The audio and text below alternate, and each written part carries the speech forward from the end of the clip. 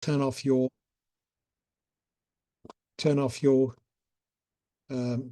camera. Right, back to should have done that first. And then after the breakout groups, we're going to have a plenary session, report back, see where we can move forward from that. There's an important survey. Please don't leave before doing that survey, which we need. Vicky will explain what it's for later, and hopefully a good discussion. Playing straight on. Now, this is you, isn't it, Giles? So you're muted at the moment. I was trying to follow the rules there, foolishly had my mute on. Yeah, just very quickly, we weren't sure who was going to come along to this meeting tonight and how much you knew about Dorset CAN. So we thought just very quickly I would show a couple of slides on Dorset CAN to refresh those who do know and provide information to those who don't. So Climate Action Network is a networking organisation, a network of community groups and individuals across Dorset. And we are working together towards a shared vision of a clean, green, sustainable Dorset, which sounds very homely and apple pie and motherhood. But essentially, we are a climate, we are concerned about climate change and we're concerned about the environment. And as an organisation, what we'd like to do is to bring people together to try and address these issues, particularly on a local scale, particularly within Dorset. So, Sam, if you could move to the next slide.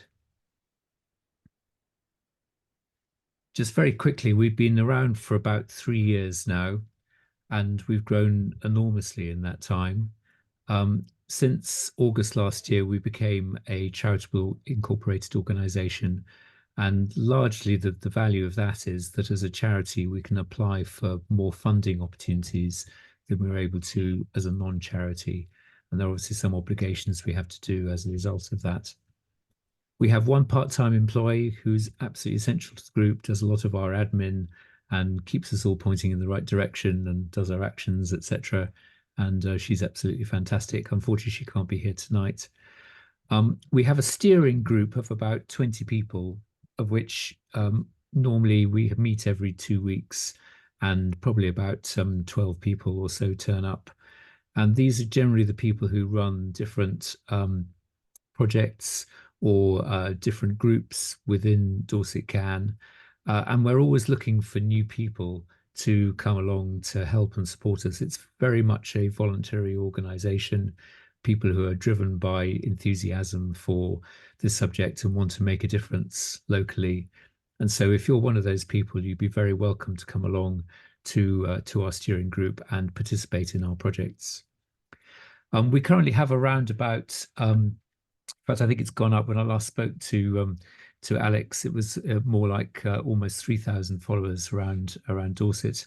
We've got 950 members, also around 79 organisations who are affiliated to us across Dorset, and we'd obviously like to grow that further. But it's a fairly substantial body of people now who are involved with Dorset CAN, and that gives us credibility when we're talking to other organisations and to councils and local town, village, and also county councils.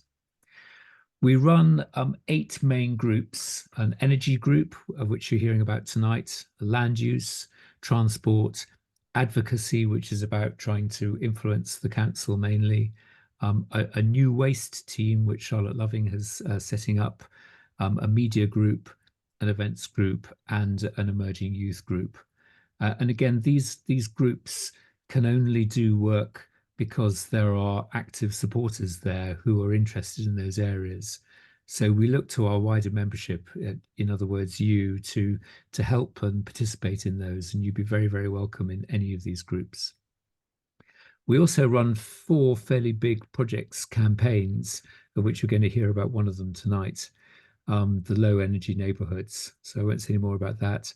Dorset Deserves Better is a campaign to try and persuade Dorset Council to rethink the local plan in a way that's more environmentally sensitive and more sensitive to the people living in Dorset.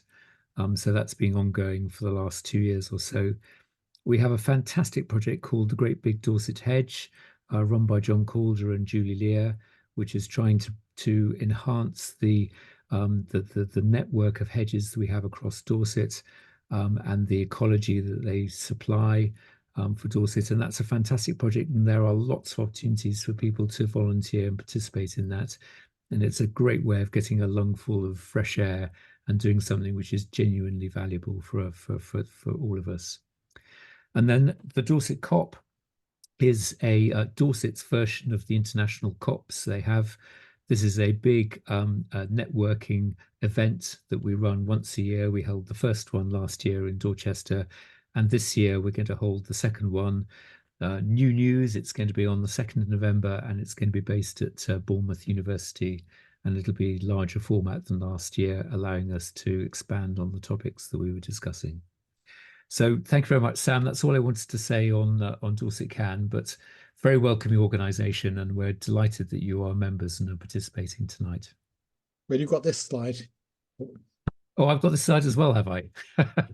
Excellent. Okay, well, I've sort of said this, but these are the 4 big projects we're running. So there's the low energy neighbourhoods, which you're going to hear about tonight from Sam and myself. Great Big Dorset Hedge we talked about, Dorset Deserves Better, and the Dorset COP. So yeah, I think we've done this one, Sam. Thank you. So the low energy neighbourhoods, we're going to divide this up into 4 sections. And King Charles the First and somebody must be not muted. At the end of that round, Karen, you've got 9 points. Oh, 9 points. I'm sorry, that's somebody's got their got the radio on. So Dorset Greener Homes, this is something we've been running 10 years. People open up their homes to make their homes more sustainable. I mean, why is energy important? Something like globally, 17% of our carbon output is from energy in the house. Another 24% well, in industry. So it's a fairly important part of our greenhouse gases. In Dorset, it's a lot more. And it's something, the way that we're going to get to zero carbon is clearly to have to reduce our energy to renewable energy and use less of it. So using less energy, for instance, insulating your house, not having a car, having public transport, not consuming so much is a first step. Secondly, using low carbon sources of energy, such as renewable energy. And finally, using them efficiently, electrifying our energy use, public transport, heat pumps. These are the ways in which we can be a little bit more efficient. So, as I say, Dorset Greener Homes, we've had, this is the 11th year we're running it, if we're going to run it. So if you want to do something to your house, you want to see how noisy heat pumps are, you can go to one of these houses and ask the householder to see how it works, how much noise it makes, and make up your own mind. How good is it? The energy champions are dealing with the slightly more the cheaper end of it. The problem with Dorset Greener Homes, it's for householders, it's for people who can afford to do something to the house, whereas a lot of people can't afford to. They live in cold houses, or they have to either heat or eat. What can we do to help them? Well, the energy champions are there to reduce the heating bills, and basically we've trained up people to go to people's houses with a heat camera, find out where people are losing heat, give them advice on how they might do something about it, and basically help people in a low-cost way. Solar communities, well, we're coming on to this. So, sorry, there's another slide here. So I'm jumping the gun here. So this is the Greener Homes. Could include ecological installations, heat pumps, retrofit. Some homes are open all year round. And we give a list of recommended suppliers recommended by Open Homes. And many of them are low cost. They're not necessarily, big grand designs. This is a picture of, it's not a picture of the map. It should be a picture of the map. Let's move on. So the energy champions are trying to help people to reduce their energy bills. So train volunteers go and visit people's house, as I said, with a thermal camera, and give general advice. And we have good contacts with Dorset Energy, Dorset Council, and there's also Ridgewater Energy, which gives grants, organises the grants. We have contact with them. Solar communities. Now, so far, Dorset CAN has been involved in 4 schemes around Dorset: Bridport, Lyme Regis, Star Row, and Corscombe. I seem to be missing Martinstown, where people have. What we've done is we've been to the local installer of solar panels and said, well, if we have 20 houses, what's the best price you can do? So we've benefited from bulk buying. We've been able to get a number of people to meetings to explain what solar panels to do. And we've had somewhere between 150 and 200 houses have had solar panels and batteries put in. And we're very keen on rolling that out a little bit further. So this is one of our next stages. Finally, onshore wind. This has been pretty much blocked over the last few years by planning laws, and it's every expectations that the rules are going to change this year, and we want to make sure that we're ready for it. Nobody's going to put wind turbines on our coastline where it's beautiful and attracts tourists, but there are places in Dorset that are not so beautiful, and they are perfect for putting wind turbines. So looking at suitable sites, seeking commercial partners, we want to look at that so we're ready when the rules change.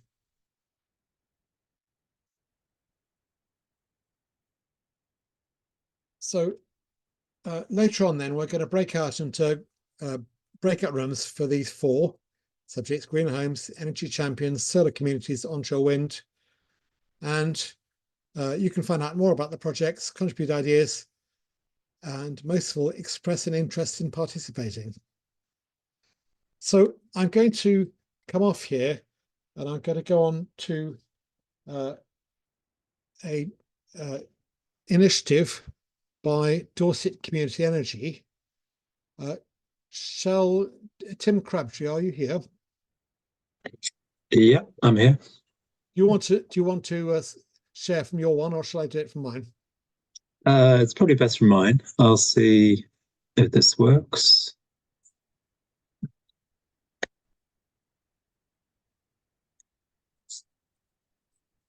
Okay. Has that come up? Yep. Can you see that, Sam? Yeah. Okay. Okay, so I've just got probably a bit less than 10 minutes, so I'm going to whiz through this. So this is a very short presentation about some research that is going to be funded by the Southwest Net Zero Hub. It hasn't started yet, and we haven't even had our grant offer, but this was an opportunity to let people know what we're planning to do over the next 9 or 10 months. So it's an initiative by Dorset Community Energy working in partnership with Wessex Community Assets. So probably most of you know Dorset Community Energy. We are a community benefit society. I worked with Pete West about 10 years ago to set it up. We now have 200 members, a voluntary board of directors. We've done 28 installations of PV on schools, hospitals, community buildings. We've raised about £1.5 million, mostly from Dorset residents, to do that. And Wessex Community Assets, we've been going for about 20 years. A lot of our work has been around supporting community land trusts, and there's a particular sort of concentration of those, particularly in West Dorset, but we've worked with about 60 community groups on that. And we're going to be working with a national organisation called People Powered Retrofit, who have developed a kind of system for one-stop shops. And we felt it was sensible to sort of piggyback off an existing organisation. They're also working with Bath and West Community Energy and Exeter Community Energy. So there's that experience in the region that we can build on. So those are the three organisations that are involved.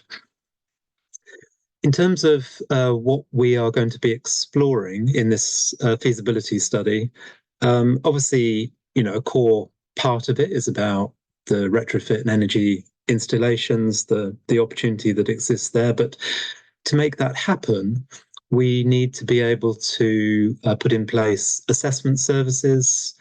We're going to need training of existing contractors, particularly small businesses, architects, but there's also the potential for new entrants into this space, and a whole kind of new profession, really, of retrofit assessors and coordinators, designers.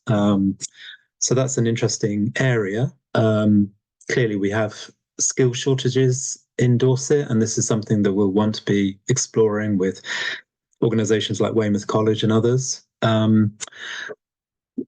Obviously, Wessex Community Assets and Dorset Community Energy, we're community organisations. So the whole thing about community participation and engagement is really central to how we want to explore the feasibility of a service. And then finally, we've been doing work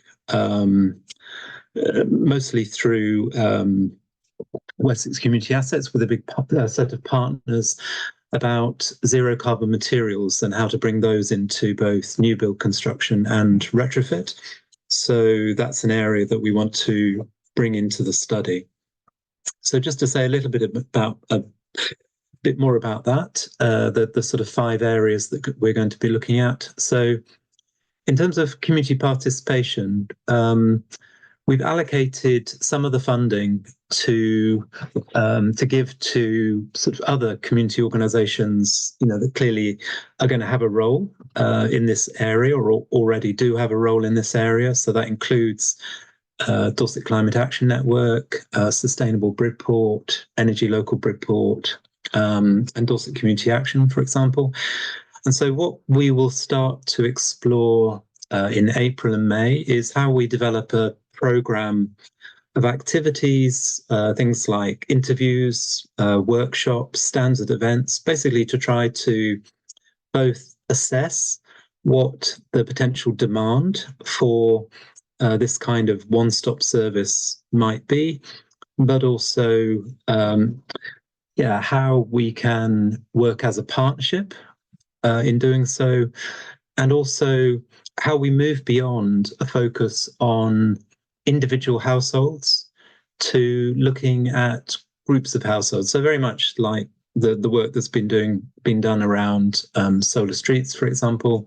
There's the potential to be doing this kind of work with groups of households in particular streets or neighbourhoods, and that's something that we want to look at. We do quite a lot of work with colleagues at the University of Plymouth, and so there's some interesting scope for working with them around designs and digital tools for assessment, for example. As I mentioned, training is going to be a core element of all of this, because clearly we don't have enough people in place who are going to be able to do the advice, the assessment, the coordination, and the installation in particular. And so developing proposals for training and thinking about how that's going to be funded is going to be really essential. So the 4th area obviously is installation, and that's where working with an organisation like People Powered Retrofit is going to be really important. And then, yeah, lastly, zero carbon materials. So as I said, we have this really interesting Raise the Roof partnership with a whole set of partners. And we're really interested in how we move away from essentially fossil fuel based insulation products, which are the norm in retrofit. How do we move towards natural materials? And in that, how do we deal with things like the cost factor? Because as we know, at the moment, those materials are more expensive. So that's something that we want to explore and hopefully crack as part of this feasibility research. That's just a little slide about Raise the Roof, the partners that we're doing. I mean, just to say, for example, we've been growing hemp with local farmers and then experimenting with Plymouth University on different ways to turn hemp into insulation materials. This year, we're extending that to include flax, and there's again potential around composites and other flax-based insulation materials. So that's an interesting area, I think. Okay, so where we hope to get to is to be asking, okay, if the feasibility research shows that there is the demand for this kind of service, how do we structure the one-stop shop? And we're looking at either a community enterprise approach, the sort of thing that Exeter Community Energy are doing with People Powered Retrofit. There's also cooperative approaches where, for example, contractors are brought in to the sort of not-for-profit service. And so we'll look at that as well as possibilities. So essentially, the work will start around mid-April once we've got final approval from the Net Zero Hub. This is the sort of program of activities that we've agreed with the Net Zero Hub, and we plan to set up a working group. So anybody on this call who's interested to join a working group to work through some of these areas, I'm really keen to have you involved.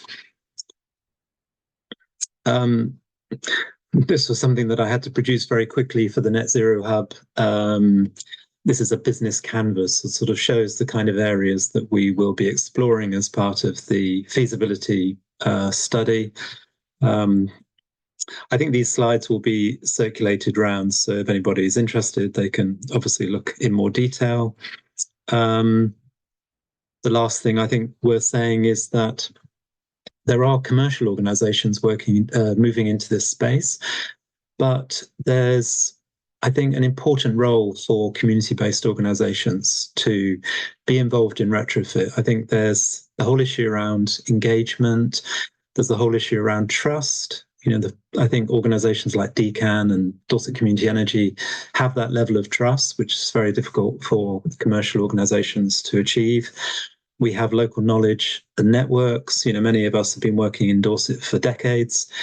So we have that sensitivity to local contexts. We're committed around empowerment and participation, and we're here for the long term.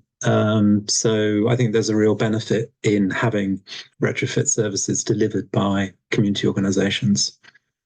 So I think that's me. This is my email. As I say, we're looking to start the service the third week of April once we've got sign-off from Net Zero Hub. So if anyone's interested in joining a working group, then please email me and look forward to working with you all.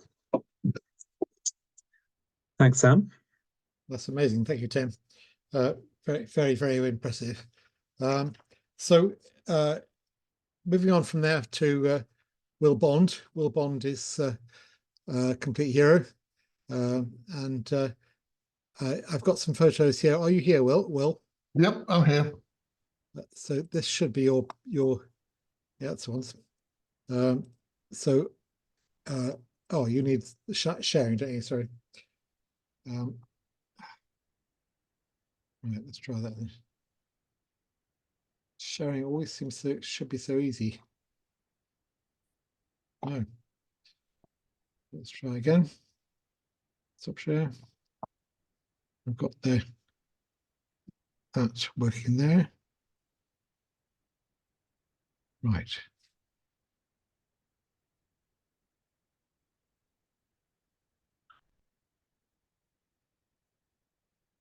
Okay. Here we go. Right. Shall we go? Okay. Sam asked me to do an update. I'll do a spoiler before I even start. We're making very good progress, but the finishing line keeps moving. So we don't know quite when this is going to be over, but we are perilously close to the end. But I thought I'd throw some slides in because most people love seeing pictures of big kit doing stuff, and it's good evening entertainment while you have a drink. So this is one of the foundations. There's 4 turbines. They're 100 meters to the hub. This is one of the 4 foundations going in.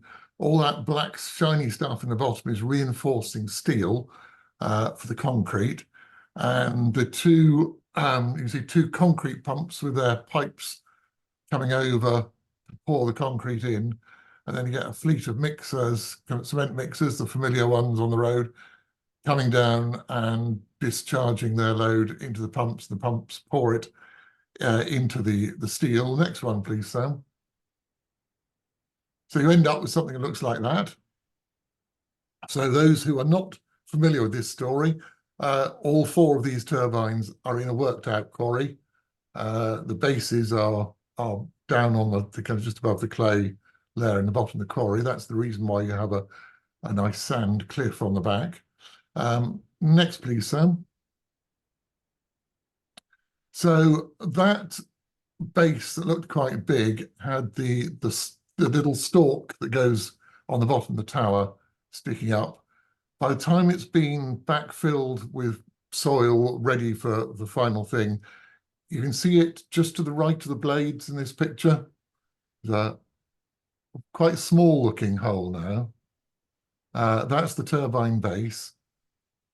Elsewhere in the picture, you can see next to the blades a blue crane. That's a large standard road-going crane. There's another large standard road-going crane in the bottom left. And then there's the monster crane, and I mean, it's a monster. Absolutely vast thing. And I just love the picture because it's just so flipping big. So that's what's used to put the towers, well, put it all together. It has to be that big because the tower sections only weigh 30 tons apiece. It's the gearbox and the nacelle that goes on the top that weighs 80 tons that has to be lifted 100 meters in the air, is why you have such a great big monster. You can see obviously the tower section stored up in the top left. Next, please, Sam. So there you have tower up, nacelle and gearbox on, and the first blade going on. Has to get done on a still day because you can just see 2 guy ropes hanging off the blade. And that's a couple of blokes hanging onto the ends of those ropes, trying to stop the blade from turning. So if the wind gets up, they're going to go flying. And actually, the very last blade of all, having got 3 2/3 of the turbines up, we put the last blade up, and the wind got up, and it just got too dangerous. Had to come down again. Then the wind dropped. It went up again. Then the wind went up, and it came down again. And then it was a 3-week delay before we could get the last blade on. And it looked very sad. It can, with only 2 blades on, it's got a droopy moustache, and it looked very sad all over Christmas. But there's one there. It's an interesting picture because you've got the blade going onto the turbine there. Below it, you've got the solar farm, which we're building at the same time. Different organisation, but building at the same time, that's a bit of it. And in the far distance in this picture, you can see the Winfrith nuclear site as well. Unfortunately, I couldn't find a coal field or anything else to go in there, but it got quite a good selection of energy. One more, Sam, I think. There they are, all up in the sunshine, waiting to get connected. very importantly, from my point of view, you've got the heathland in the front, because actually there's a synergy between the heathland, which doesn't produce a lot, but needs money spent on managing it, and the turbines that can produce the money to manage the heathland, and they all fit together. So that brings us pretty much to where we are now, which is everything is connected. We're just waiting for Scottish and Southern to finish doing their legal homework, and that is the finishing line that just keeps moving. Every week we get something new, a new reason why we can't actually turn on. When we can turn on, we've actually got one more stage left on the wind farm.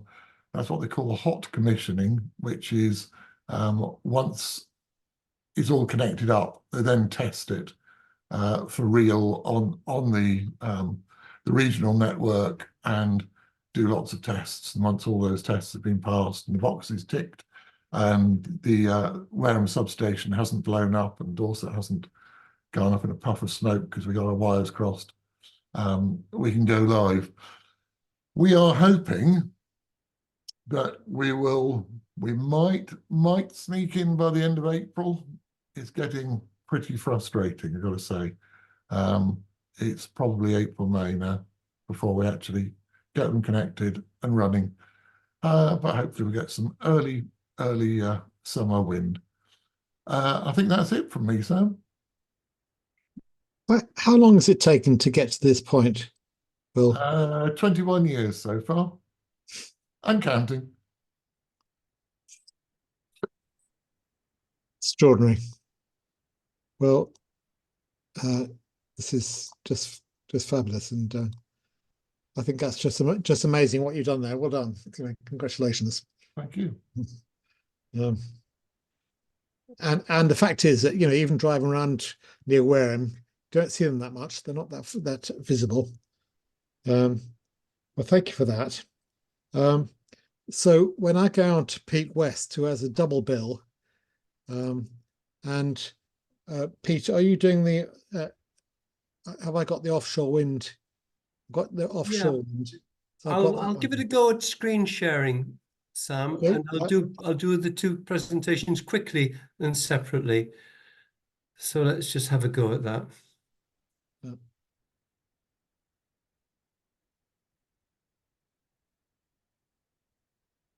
Not sure if Not sure if it's working. Your screen sharing. Okay. I'll just minimize my Zoom. Okay.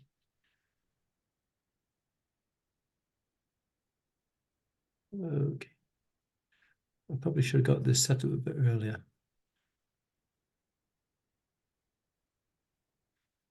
Okay. Okay. Okay, let's go for just 4 or 5 slides here. Does that look okay? You see that? Port wind, offshore wind? Okay. We've had a sort of a pro-offshore wind group for several years, and it's been a bit frustrating to find out what's actually happening in practice. But I tried to reconnect with a company in Portland called Marine Renewable Energy, who actually, they're the largest company in Britain that services offshore wind farms. And they were working with a company, sorry, it's not from the... They're working with a company called Source Energy. Actually, it was a Danish Irish company, and basically I met with them at Portland Port with a couple of councillors, Green Party councillors, with somebody from Regen, and just said, the community actually would probably like to support your proposal. And the company that they're basically the developer has been doing quite a lot of work since. They've got a grid connection to Chickerell, which is just near Weymouth, and that's actually a grid connection of 2.5 gigawatts. And they say that would basically supply 3 million homes with electricity. And there's about 1 million homes in Bournemouth, Dorset and Poole. So effectively, if this project went ahead, it would decarbonize completely transport, heating, domestic and business use in Dorset. So I feel a bit committed to it, because we could actually say we've played our part to go to a zero carbon future, not saying that we shouldn't have everything else, like Will's 21 years of developing his turbines and work I've been doing as well, and community sector, Tim's work on well, Dorset Community Energy and retrofit. Everything's needed, but it's such an urgency, I feel. You know, basically, I do fear now that climate change could be getting to a sort of a tipping point where I think the current situation is we need a 50% global reduction in CO2 by 2030 to stay within the Paris targets, which is impossible. So we're going to go beyond Paris. So I'm supportive in principle, but on the other hand, there's not much community benefit. They'll give quite a substantial community benefit fund, but it's really big scale. Just a couple of slides. It's quite interesting. It's a different area to the original Navitas area. It's not near Bournemouth, and the scale of this is not very accurate. But the nearest point to Weymouth or Chickerell, it's actually about 20 kilometres, and it goes out to about 45 kilometres. And there's another search area off Cornwall. So either of these I'd be quite happy with personally. And what they're saying is that they've got this grid connection, which is quite amazing, actually. They're doing feasibility studies, like the analysis of the seabed. I think some of them further offshore with floating turbines. And they've done some various technical studies. But the main barrier is the Crown Estate. Basically, the Crown Estate have to license this area for developers. And also, as a community sector, we can't support a particular commercial developer, but we could try and lobby the Crown Estate to say, let's have offshore wind off Dorset. And, you know, maybe the county council said that in their climate emergency strategy, they will encourage offshore wind at that distance from the shore. So anyway, that's my take on that. I mean, my next presentation will have my email address, and if anyone's interested, we could maybe try and engage with the developers again and just see where they're at and whether they actually want any community support. Yeah. Okay. I'm just going to stop sharing, and I'm just going to look into this other presentation quite quickly. Let's have a look. Screen. Okay. Must be the red button at the top, isn't it? Yeah, I've stopped sharing. I just We're still sharing. is it? No. Okay. Okay. Stop share. Sorry. And then go back to sharing. I have to go back to sharing. Thanks, Sam. I know the theory. I know. You now see your screen. Okay. Oh dear. Go back to stop sharing, and then open the PowerPoint you wanted to show, or have it ready, Yeah. but minimized. Oh, I see what it is. It's okay.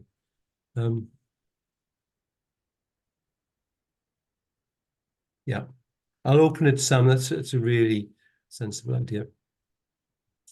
Thank you. Sorry about that. Have it half open. Yeah, I've opened the PowerPoint now, and I'll actually start it. And then,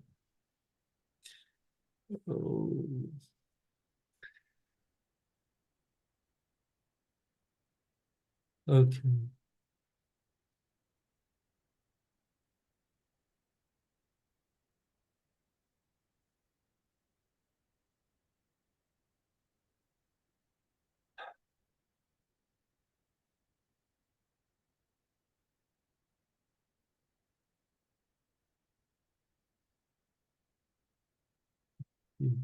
Sorry about this. Got to, I haven't got this one, have I? So I can't. no.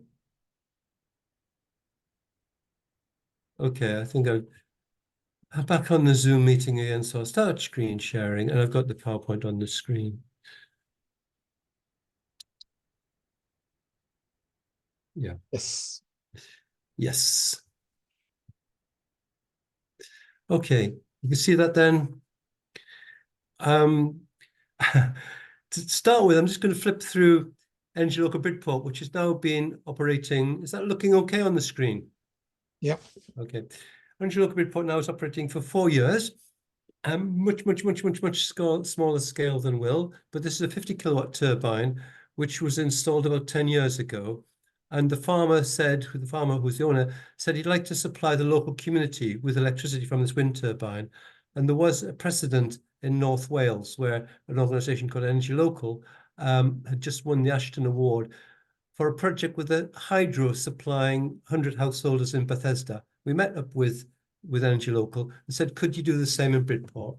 And they said, okay, we'll give it a go.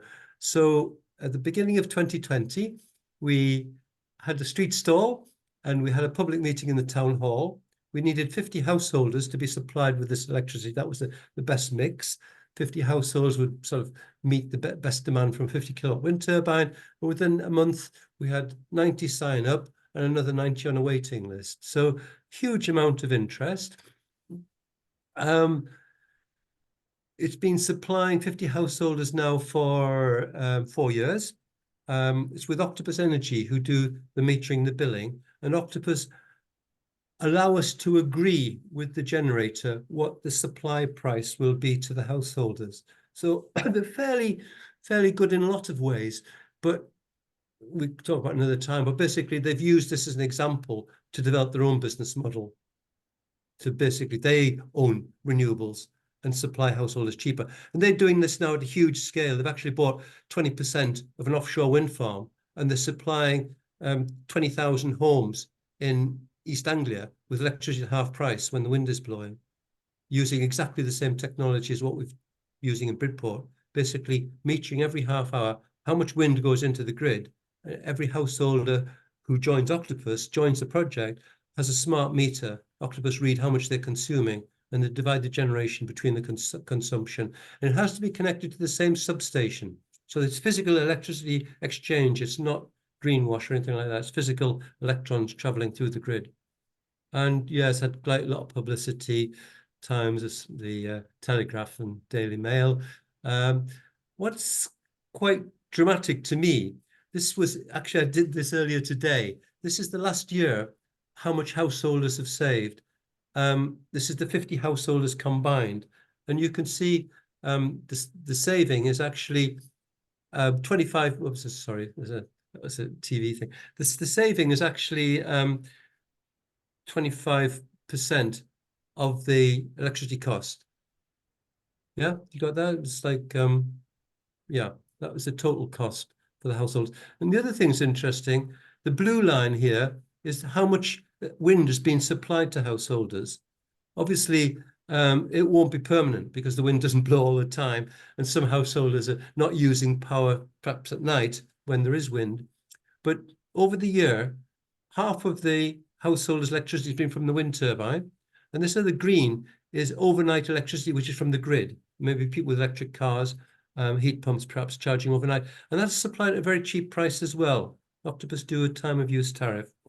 So it's cheap overnight and cheap from the wind. Okay.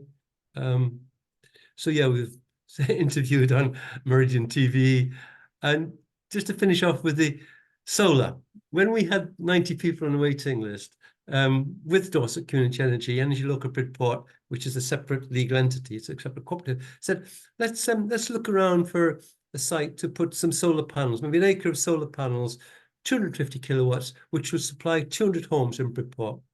So after some going around 9 different potential sites, negotiating with landowners, the Simmonsbury estate, Philip Colfax, agreed we could have an acre on one side of one of his fields.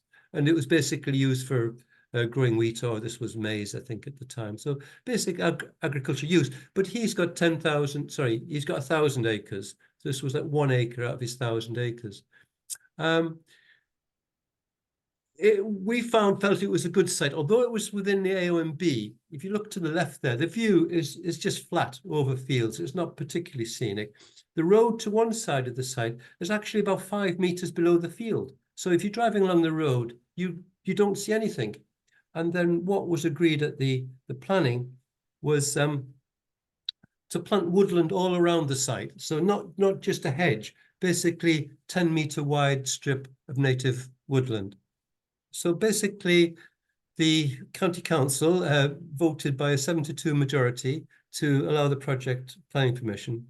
And what's pretty interesting for Dorset Community Energy and for Energy Local Bridport is the cumulative electricity saving to the householders that were buying this electricity. And it came to over £600,000 if electricity was sold at 13p. And basically, Dorset Community Energy has got lots of experience of PV on roofs, and that stacks up quite well. Selling 13p, which is about just over half price of current grid electricity prices, that would save £600,000. And so we thought, great, let's go ahead. We went to see Philip Colfax, and he said, oh, I'm really sorry, but there's a woman lives behind this, her house is behind this tree. And basically, she'd organized an anti-solar campaign and happened to influence Philip Colfax's cousin, who actually lived about 300 or 400 yards away, so pretty well out of sight of the field, especially with the woodland around. You wouldn't see anything. But she'd raised this campaign, influenced him. And then Philip Colfax said, well, look, I'm really, really sorry, but I don't want to fall out with my family. And his wife also was influenced by the cousin. He didn't want to fall out with his wife. So basically, after all this work and spending £80,000 on planning and everything else, the project is on hold. And I remember, Will, you mentioned something like this, is this people try and block the land agreements. Yeah, so it's not dead. Basically, planning permission lasts for 3 years.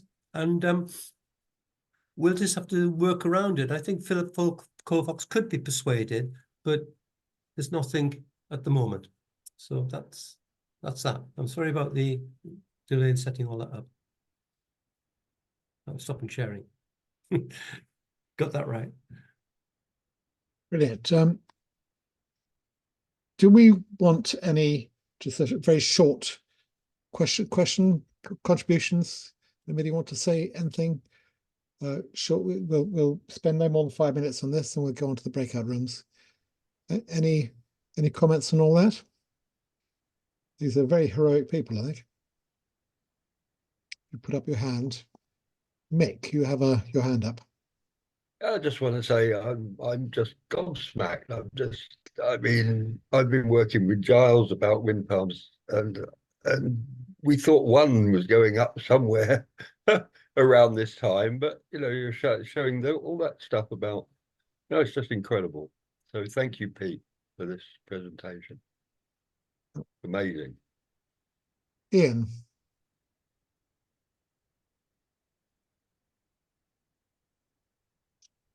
Sorry, this may have been said by Will, but he didn't actually. To my mind, he didn't say how much his wind turbines would hopefully generate once he started them. The answer to that is about 20 something thousand megawatt hours per annum. It's about enough to do about 5,000 domestic properties. But in a sense, you've got to take that one with the solar farm, because you put the two of them together, you get a much nicer balance. You've got not 24/7 energy, but you've got something getting a lot closer. And that's enough to do pretty much the whole Purbeck area on residential use. Wow. and well done. Thank you. Beryl. Thank you. I congratulate Will. I haven't been with it for 21 years, but I certainly was behind him and on Dorset County Council and raised my head above the parapet on his behalf many times and at the public inquiry. So I'm really glad to see these up and seeing them, viewing them from all sorts of angles. So it is absolutely amazing to see them. And I just wish that we, that the grid get their finger out, as it were, and get on and switch on. So actually what I'd like to say is also for Pete West, keep going, for goodness sake. I mean, I'm Dorset Council, I'm standing again for Dorset Council, and I'm really for all these wind farms, offshore, onshore, whatever, and all for whatever you are doing, Pete. And lovely to hear from you again. I haven't kept in touch, but I must say that I would have thought that you'd had more than a gentleman's agreement on this field when you put the planning permission in. Didn't you have a written agreement from Colfax, or whoever they are? Yeah. It's called a heads of terms, so he signed it for sure. But then But it's how not can he renege on that? Sorry? How can he renege on that when you've got planning permission? Because it's not legally binding, because it's like a two-step process. You can't have a signed agreement unless you've got planning permission. You can't And he lease, bought- or it'd be pointless to go through all the cost of leasing the land if there was no planning permission. That's as I understand it. We thought the heads of terms was he'd signed it, the site was identified, everything. I walked around the site with him. He gave me a lift to the site. Oh, great Pete, great Pete. But then it's just this internal family conflict. Yeah. Yeah, but do you say you have got planning permission or not? Well, yeah, planning permission, signed head of terms, but he hasn't signed. He won't agree to sign the lease. Yeah. Yeah, that is just astounding. And the fact is, have you been able to give them a sort of, I don't know, I mean, some sort of idea, these people, an idea of what that will look like in animation form to these people?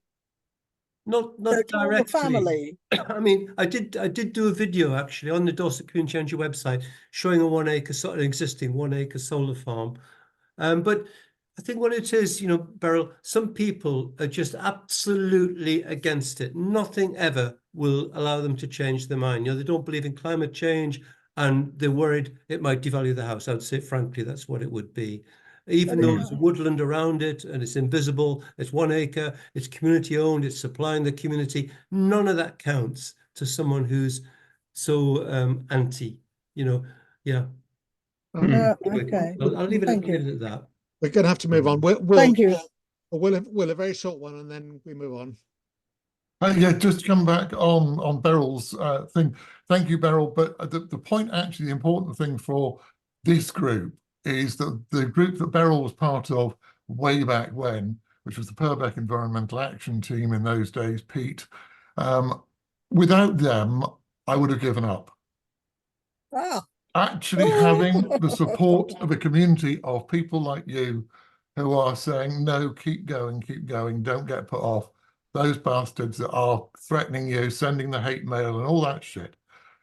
You provide the balance to those people, and that is the one really important point, and I should have made it earlier. So thank you, Beryl, for reminding me.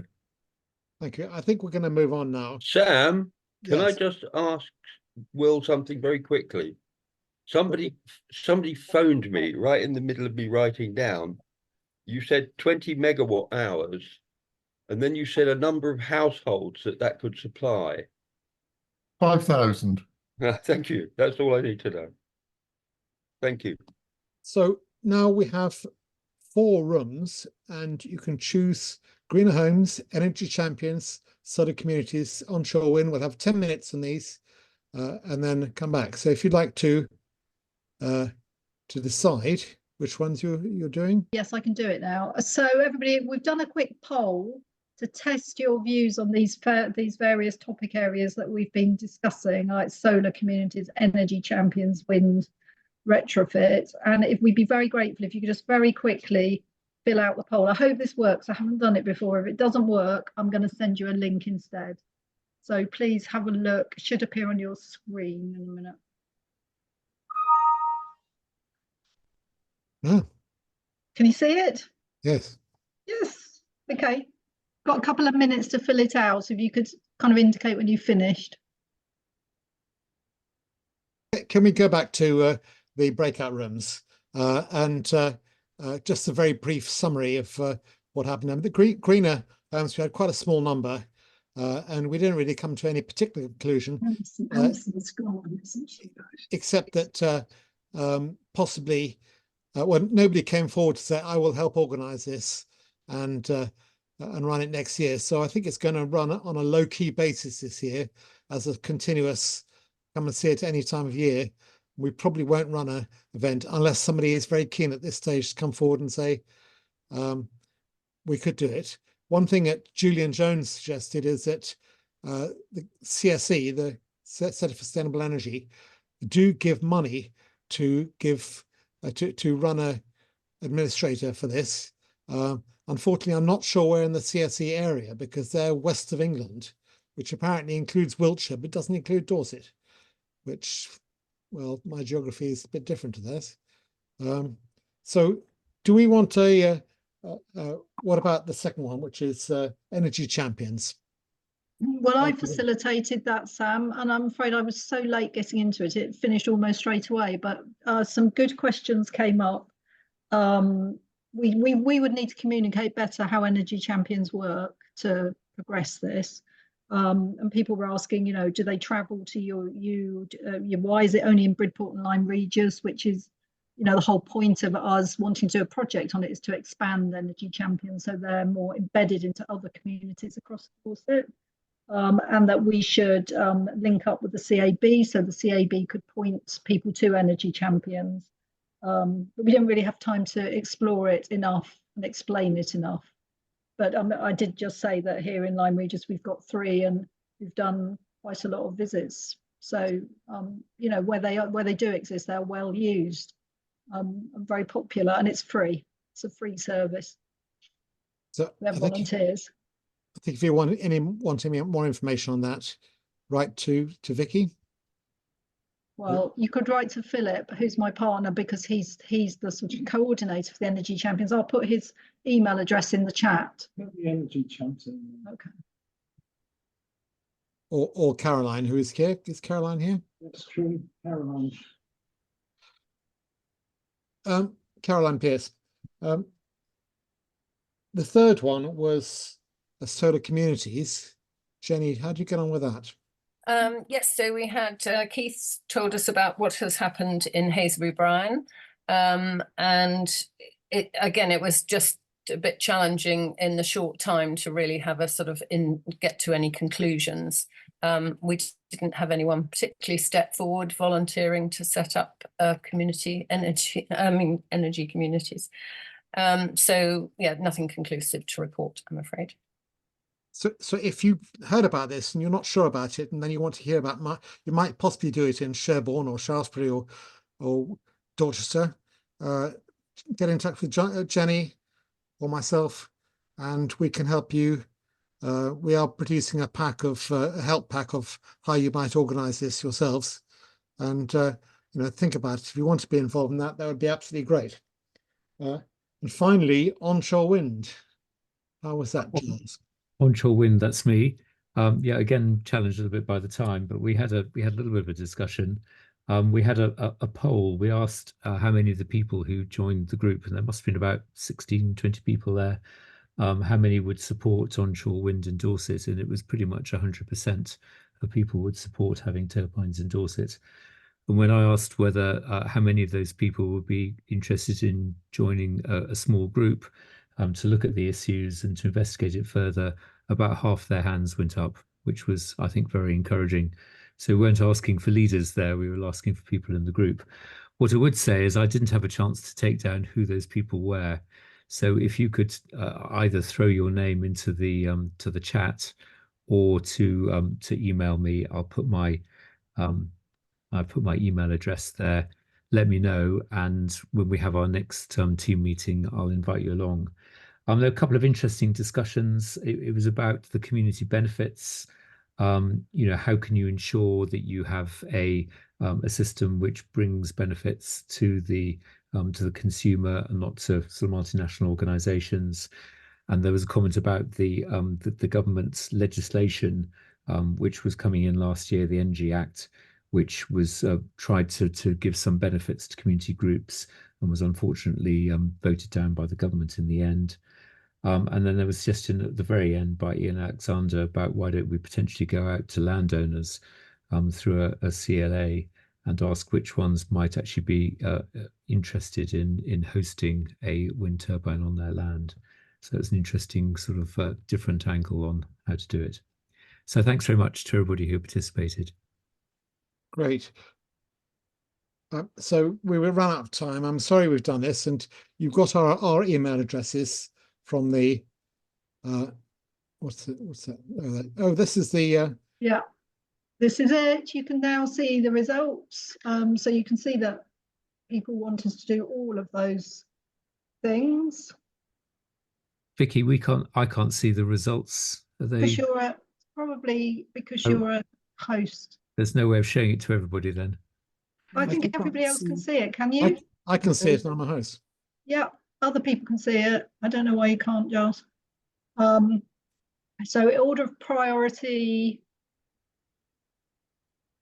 it looks like, how does that work? Oh, first is the light blue. So that would be retrofit advice. But it's quite evenly weighted, isn't it? That one. So I've got to take pictures of them because they don't stay apparently afterwards. The next one is to support this project, and yeah, obviously some people need more information about it. We haven't really had enough time to go into the detail, but we could follow up with you. I don't think anybody explained why they weren't sure. It's fine. And did it? Oh, so I don't know if anybody did answer this. Is there anything else you think we should be doing? Did anybody answer that? Anybody want to add anything to their views on this potential sort of project that we're working up?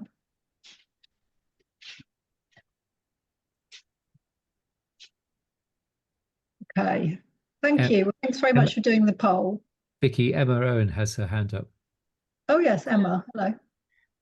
Just one comment was just to explore, I guess, alternative financing models as well, because I think a lot of the schemes that you're looking at, and that's why I guess a lot of people have said all of them, because they could all be done in parallel, but I guess funding is a really key issue, and just to kind of learn practices from elsewhere, looking at different finance sources or longer term investments as well to try and scale up these brilliant initiatives. Yeah, absolutely. Thank you. And then Belinda. Yeah, I was just going to say about the Energy Champions and why it was Bridport and Lyme. It was really just because Bridport did a training session with the Centre for Sustainable Energy, and I got wind of it and asked if Lyme Regis Town councillors could get involved. So, and then we've been trying to work together since. But we're not qualified to give advice as such. It's very much sort of the very first steps and then signposting. And the Citizens Advice have actually trained up their Energy Champions to a far greater degree than our training. So it's more likely we refer to them than they would be referring to us. However, I'm not sure that they do the thermal imaging cameras, so that's a plus on our side. Oh, and then Ian's got his hand up. I think the thing that kind of everything else pales into insignificance against is the big offshore opportunity out off Lyme Bay. So the question, is there anything else that this group might do? Might be about starting to prepare for the almost inevitable backlash from the naysayers against doing that. because if we land that, as the figures showed, that's absolutely huge, and everything else, rooftop solar and just is all trivial by comparison. And if you look at what happened with Navitas Bay, although that went to nationally important infrastructure and planning commission and all the rest of it, it was really sunk by local opposition. And so trying to get in there ahead of that and convince people that it's a good idea to do this, probably quite a good investment, I would have thought. So Peter, you're going to sort of find out what we can do to do they want any local expression of interest? Can I just you've got two more people with their hands up, but can I just there's somebody called David Topless here, and David Topless has an idea which you're very briefly going to explain, which I think we ought to hear. Thank you very much, Sam. I live in Loders, and heading up the renewables project in Loders at the large scale, looking at the Soften Prior type of project, for those of you familiar, to deliver a new integrated energy centre to serve Loders and surrounding areas, Bradpole, Bridport, wherever, with a large district heating system to provide heat to every home, entirely generated from our own resources, and indeed run on a commercial principle so that we are able to sell excess energy to commercial users, support the establishment of local businesses, Loders tomato farmers, or whatever they may be, as well as selling to the grid in the traditional fashion. But a community-led project is what I'm interested in doing. I have a background in doing large-scale social infrastructure projects, as well as some solar projects in my past. Brilliant, thank you, David. So you know David, and you're going to hear from him again, I think. Okay, and I'm more than happy if Sam passes on my details. If you're interested in joining, or happy to put up an everybody message as to how to talk to me if you want. Would that be acceptable? Yeah. Alex, did you what were we going to say? Alex Brenton. You're muted. Am I muted? Alex Brenton? You're muted still.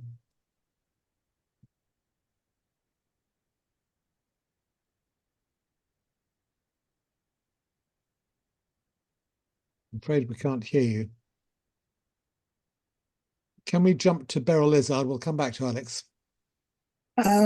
Yes, it is sometimes different on the screen because it doesn't come up. It's got a black background. But I just wanted to say that as a Dorset councillor, there is a change in the wind.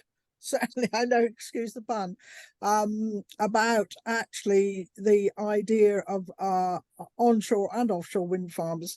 And actually I think there's something in the government that there is now this wish, even if the regulation hasn't changed yet, there is a wish that we've got to grab everything we possibly can to do renewable energy. And I think that people are coming round to that idea.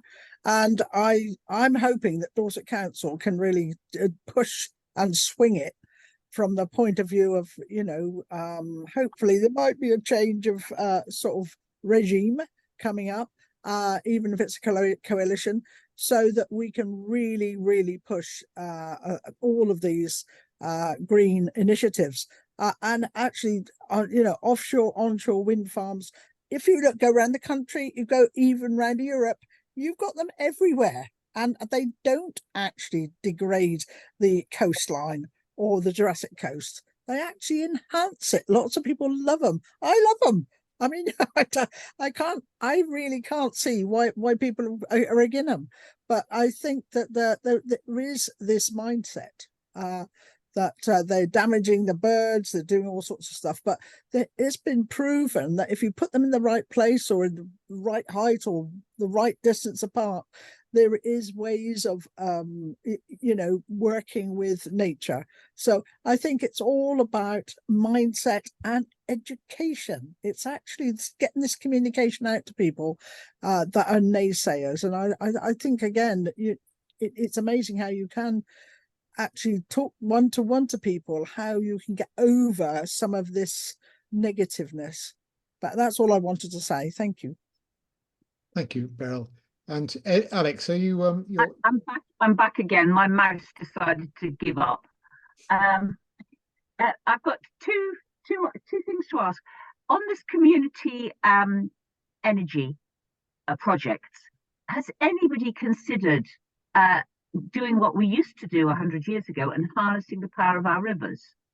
I'm fed up with going to quite a few houses. I'm a councillor, so when I go canvassing, I see mill houses with mill streams and sometimes ornamental mill wheels, but no turbines, no using of these rivers. I mean, think in terms of Bryant's Puddle, they had their own power station, water turbine powered. And nobody sort of mentions that anymore. I know way back, I think Dorset did some work on it. Pete Best might remember. And it just seems like when you're asking communities to join in, you should think of water power as well. That's one point. The other point is, are we, all this great talking about joining up to the grid, are we aware how pathetic the national grid is in that it can't cope at the moment and it's breaking up as it goes? Dorset Council has done a piece of work talking to the national grid and investigating, and there's an awful lot of, you know, a lot of these solar set stations, Will Bond's probably having this problem with connecting up his wind turbines, is that the connection dates for some of these schemes is like 10 years away. Yeah. So it isn't happening. Thank you, Alex. So I'm going to have to keep, because we've run out of time, as it were. And good points. Thank you for that, Siobhan. So we have Siobhan and Andrew. Then we'll wrap up. Siobhan, very briefly. Yeah, is partly my background is as a journalist in communications. It just seems that, you know, communications might be a dedicated thing for somebody to take on, and maybe, you know, if people are interested in helping me with that things like community assemblies, having a sort of format where we can get out in front of objections, the sort of NIMBY kind of objections, and have that information ready and for whoever needs it. Might be a useful thing to collect. That was all. What's your organisation called, Siobhan? I'm speaking as an individual on that. And Andrew, finally. Yeah, I think I'm really encouraged by the interest in retrofit. So I do energy assessing, and there's a big kind of national training initiative for us in that field. So that's good. Briefly on the comments about water power. Years ago, I kayaked from Marnell down to Blandford, and I think there were 5 derelict sites where there'd been previously, water power. I think the only one that works now is Sturminster. But I think also with water, it's not very efficient in producing large amounts of power. I believe there's one in Lyme Regis, which is probably maybe about 5 kilowatts, but they are easy to maintain. Well, I think we're going to wrap up there, and it's very clear we should have had a 3-hour session on this because we've got far too much to deal with, and trying to cram too much. Well, first of all, our mistake was cramming in the fascinating, presentations by Will, Peter, and who at the beginning, and then. Sorry, Tim, but also trying to get the sort of some decisions. And I think, if you're willing to start, writing in, you can write to admin@dorsetcan. The big one, dorsetcan@gmail.com, and it'll be passed on to us. Or write to us directly if you think you want to contribute any further. We're always after sort of people to be involved more, and I think we only work if people stand up and say we're going to do this. We can help on this. I want to follow that a little bit more. I'm afraid it's very easy with these things to have interests, but not have people sort of say, well, let's do this. So, you know, we're offering opportunity for people to come and be involved in those, and hope you will. Now, I'm going to call the meeting to a close at this stage, but I'm going to leave it open. If people want to start chatting, I'm going to stop recording. If you want to go and have your supper now, that's great. And otherwise, thanks very much. And until the next time.